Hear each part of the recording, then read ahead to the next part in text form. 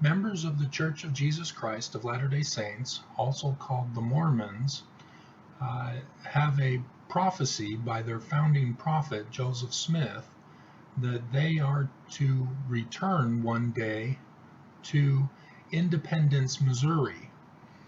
Independence, Missouri was declared by Joseph Smith from the Lord that it is to be the center stake of Zion, or the place where the temple is to be built for the city of New Jerusalem.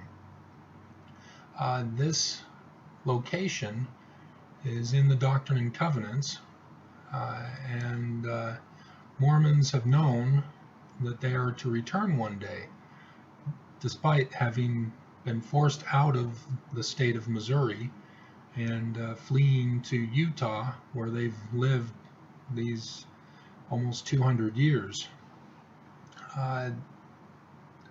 But no member of the church seems to know when they're going back to Missouri. And each successive generation has said, well, it's not going to be in my generation, it'll most likely be in my grandchildren's generation. And then their children say the same thing, and likewise, even to our current day, we still have members of the church who are saying it's not going to be in my generation, probably in my grandchildren's generation. Despite all of the prophets who have picked up the pace and urgently declared warnings to the members of the church to prepare for the second coming. President Hinckley has even declared that the visions of Joel have been fulfilled. He did that in a conference talk where that was way back when in 2005, I believe. But he had indicated that the prophecies of all the previous prophets were now coming to pass.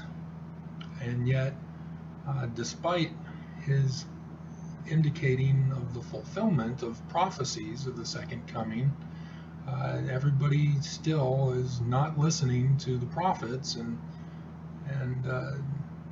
not preparing for what is to come.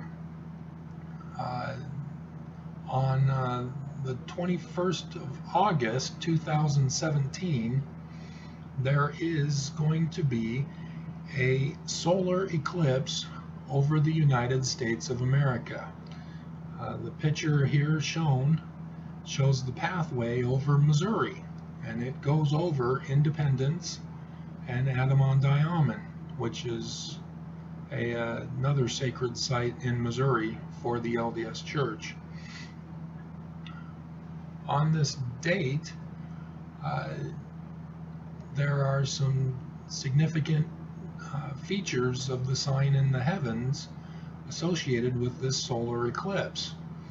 And we are told in scriptures, both in the Bible and in the LDS scriptures, to look for a sun darkening.